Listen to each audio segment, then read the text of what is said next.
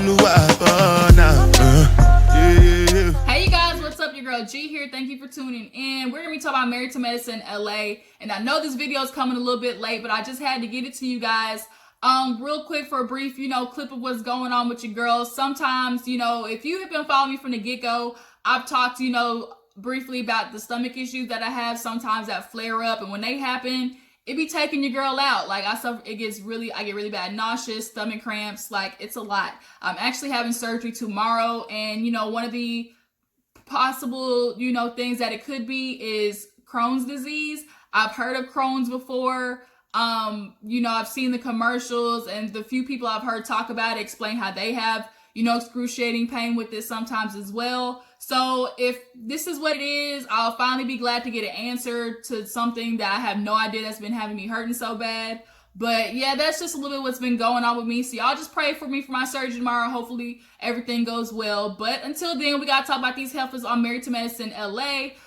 Real quick though, I just want to say thank you to all you guys who've been watching my videos, commenting down below, show me some love. I promise you I'll be seeing the comments and everything, and they're super appreciated, okay? So just be sticking with your girl. Remember, before you go though, hit that subscribe button if you're new to your girl's channel. Become a member of the Juice Box crew. We are family over here on this channel, okay?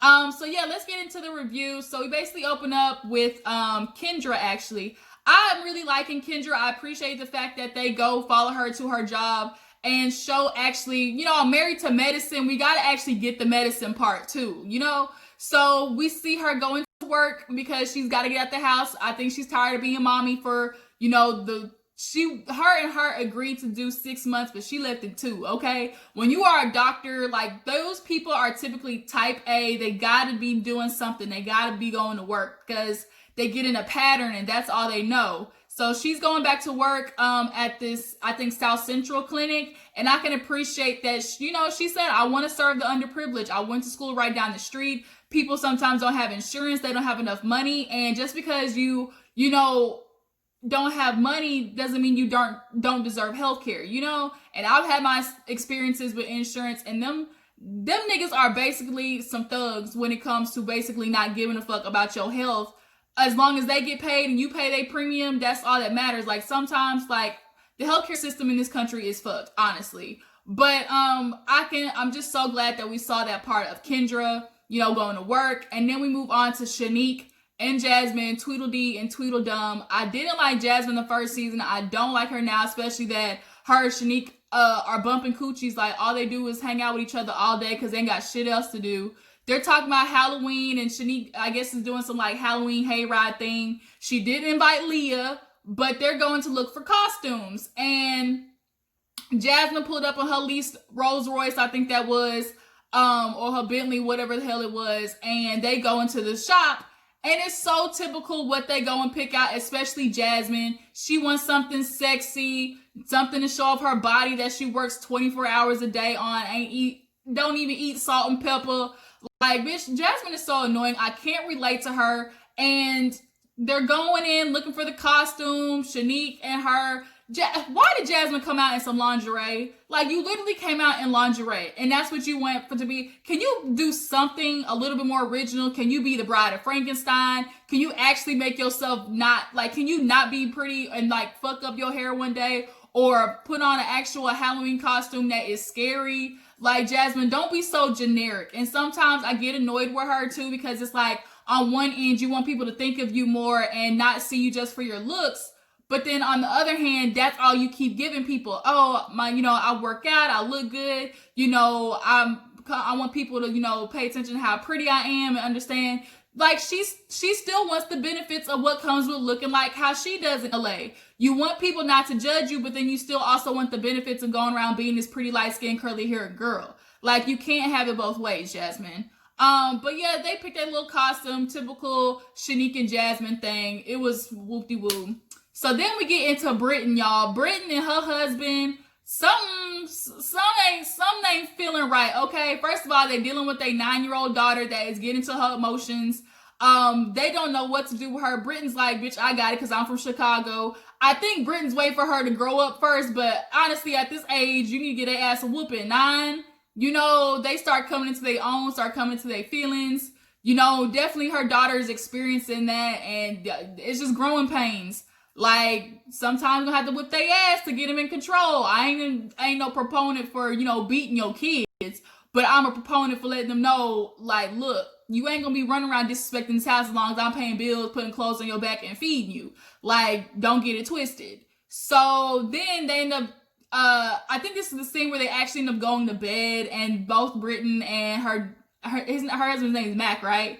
Are talking about how, he's moving, he's going by coastal for work now that he left Florida, and he's having to leave a lot more. So when he gets home, he can't even sleep in his own bed, y'all. His kids be in the bed. And Britton, you kill me because you acting like you can't kick your kids out the bed. First of all, your husband is fine. You should be jumping his bones every time he come back. If he's really gone all that time, why would you not want alone time when he gets back? Like, I'm confused. So then and then at that, Mac, you're not telling your son to leave the bed either. It seems that he's following Britton's lead when it comes to the kids and them sleeping in the bed. I'm not understanding why you, as the father and as the husband, can't kick your son out of y'all damn bed. Like, that's y'all's room. Take your ass to sleep and go in the room. Especially that I've been gone all week. I need to get it in with my wife. I need to break that bike, okay? I need to put that bike in two. And you can't do that because you got to go sleep in the other room. So, Britton, my question is, why are you not kicking your son out of bed and using that as an excuse? You're kind of using him as a barrier on purpose. Something happened. Like, either he cheated while he was gone, either he said something that hurt her feelings, but she's definitely punishing him, and he's allowing her to do it because he is not fighting the fact that their kids are sleeping in the bed. Like, Britton, girl, something ain't right here.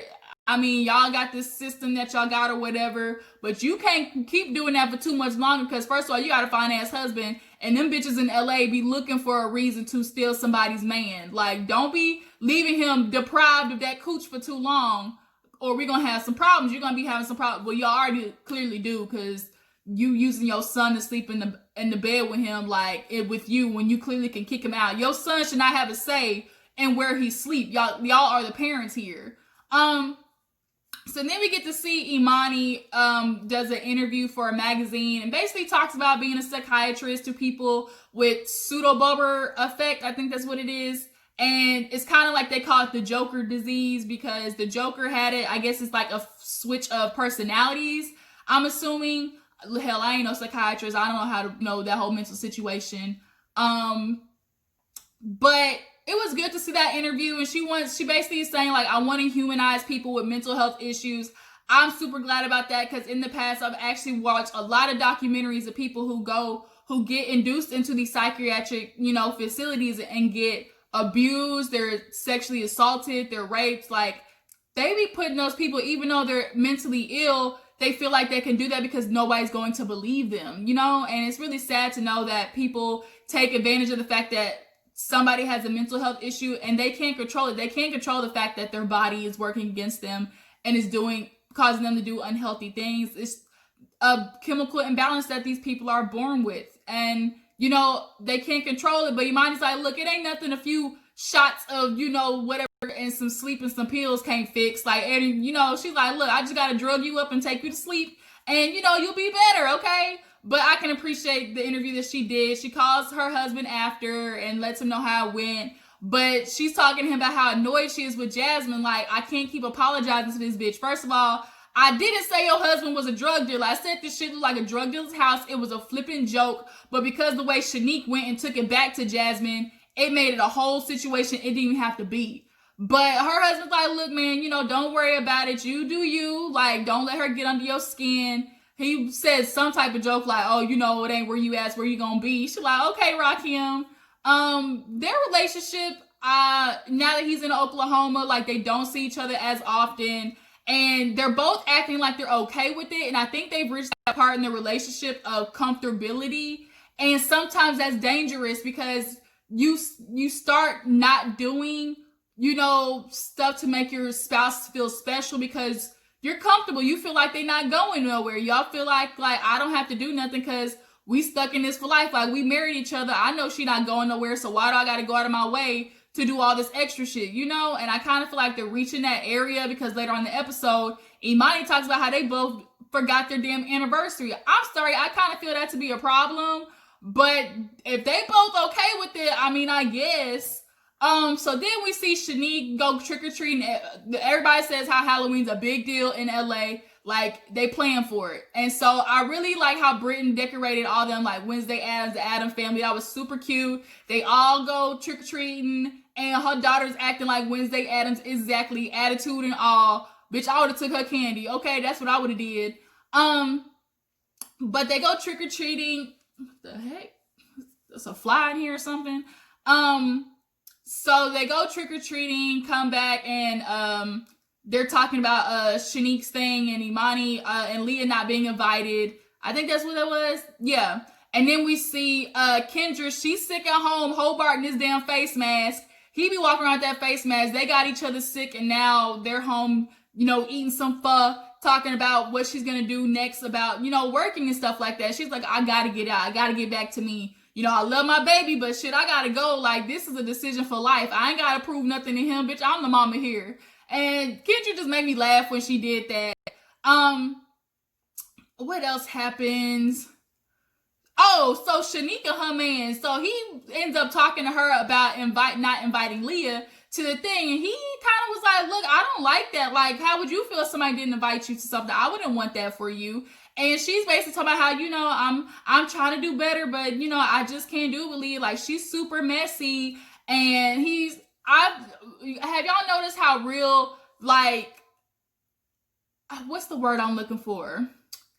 He's super, what's the word that I'm looking for?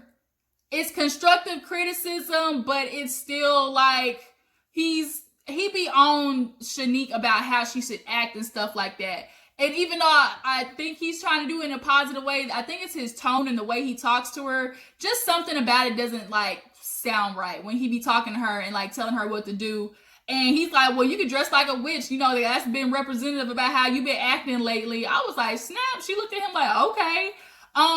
Then they go trick-or-treating. He come home from work one day. They got all the candy. He's like, man, oh my God, people be having glass. They be injecting the candy. I don't trust this shit. Like, we need to pray over this candy. So they have a cute little scene. They pray over the candy. He like, I don't think you can pray glass away. Like, I don't think it worked like that. I remember one year when I was younger, everybody was getting sick off of candy because people were really doing that. They were like putting shit in the candy wrappers. Like, my mom was not playing that. We were not, like, we could go to the house and stuff, but we threw that shit away.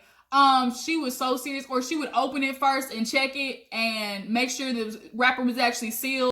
Like, people out here crazy. So then it's the day of the actual, Halloween thing.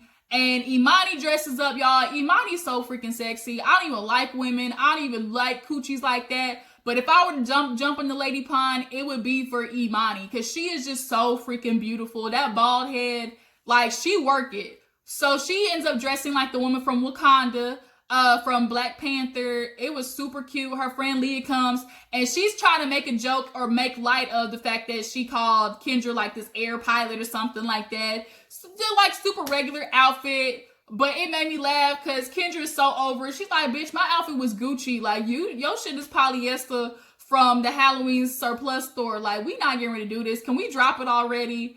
But Leah's kind of like, she came as her plus one. Imani's like, bitch, I know I'm being petty. They put petty on 1,000, so I'm gonna be 1,001. I'm like, okay, I'm here for it, Imani. Let them bitches know you don't be playing, okay? Imani, if she were to get in the fight with anybody, she definitely winning. She gonna whoop that ass, okay? So they end up going to the hayride. Everybody's showing up. Kendra shows up as Salt and Pepper with Hobart in his face mask. Shanique, I don't know what the hell she was, but y'all, Bravo's so messy because they put her husband as little Freddy Krueger. Did y'all see that? I said, not little Freddy Krueger.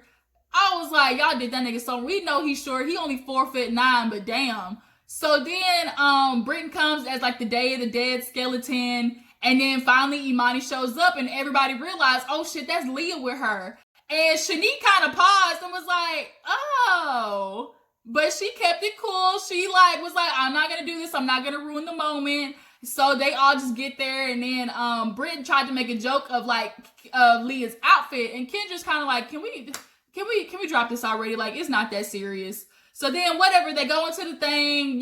Black people, we don't do the Halloween shit. I kind of enjoyed the haunted mazes. There's actually one where I live in Texas where it's so scary that if you make it through, you get your money back. But the gag is they can touch you, they can snatch you. That it's like whole. And I'm like, nigga, if you try to snatch me, like, bitch, we on a fight, and it's gonna be some WWE type stuff going on. That's what Imani said too. Like, if you run after me, you liable to get punched. So I'm letting you know ahead of time.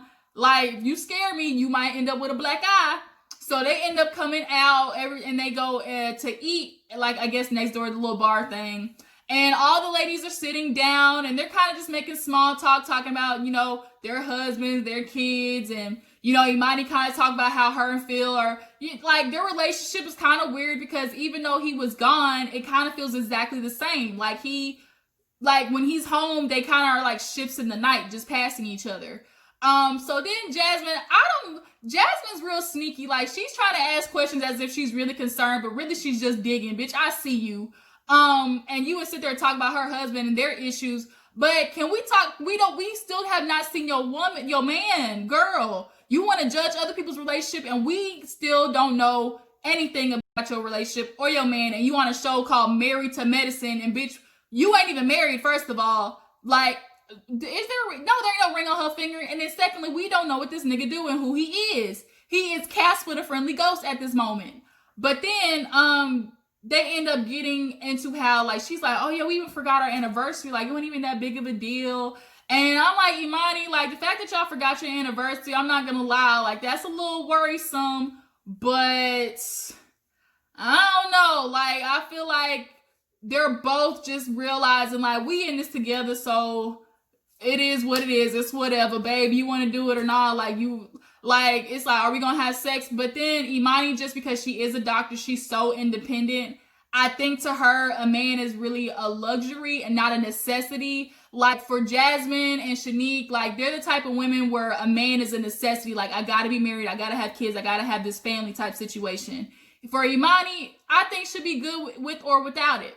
So then they end up getting on to how Leah was apologizing to Kendra. She's like, I want to apologize for how your party ended. I didn't want it to be like that. You know, I just got to let you know the way Shanique brought it back to you wasn't even that real. She didn't even tell you her part of it. And Kendra was like, oh, word? And she was like, yeah, she was making jokes and laughing too. And Shanique showing up was like, well, it was hilarious. Bitch, Shanique. See, this is why I don't fuck with you. How you gonna tell her part of it, but then not say how you was laughing and dogging her out too? And then the confessional go be like, well, the outfit was bad. Oh, wow. Okay, I see how it is. Kendra was just like, man, it's not a big deal to me. Like, whatever. I know my shit was bomb. Leah's like, we're just gonna have to talk separately. But Leah was not having it with Shanique. She's like, girl, you better check yourself or you wreck yourself. Like, she was not having it. And Shanique, like, you just real foul because you were the one being messy and then want to turn to Kendra and be like, well, I had no intentions on hurting your feelings. Well, what the hell did you bring it up for then? Like, what did you end up telling her for then? Because telling somebody that they were the butt of someone's joke is not to make them feel good. What do you think it's going to do? So then Jasmine wants to get involved. Kendra's over. Everybody's leaving. And outside, Jasmine tries to confront Leah like, you don't know who Shanique is. She a real one. She don't be doing the fake shit. First of all, Jasmine showed up in a goddamn devil outfit, lingerie, and some horns. The cheapest fucking thing you could put on, and the cheesiest outfit at that. Like, are you kidding me? Then Leah's like, girl, you need to get your ass your own situation. Like, why are you bucking for this girl? If she's wrong, she dead wrong. And even though you her friend, you need to be able to admit that. You know, little Freddy Krueger's talking to his wife, Shanique, telling her to calm down, don't get involved. But Leah was not having it for Jasmine. Jasmine, you need to understand, first of all, bitch, this ain't got nothing to do with you. Quit bucking for each other, and y'all do not need to be up each other's ass like that. Shanique was dead ass wrong for running back and trying to tell Kendra to make Leah look bad. Because honestly, she just made herself look bad. But then that's where the episode ended with them two heifers going at it. So next week, they're all going to New Orleans. And we're going to see how that turns out. But yeah, that was the episode, you guys. Appreciate you for tuning in. Tell me what you thought about it. How do you feel about Jasmine trying to get involved with Shanique's situation with Imani? And how do you feel about Imani and her husband for getting an anniversary? Do y'all think like something's going on there? Yeah, let me know. Appreciate you for tuning in. Before you go, make sure to like this video, subscribe to my channel, and I'll catch y'all later. Deuces.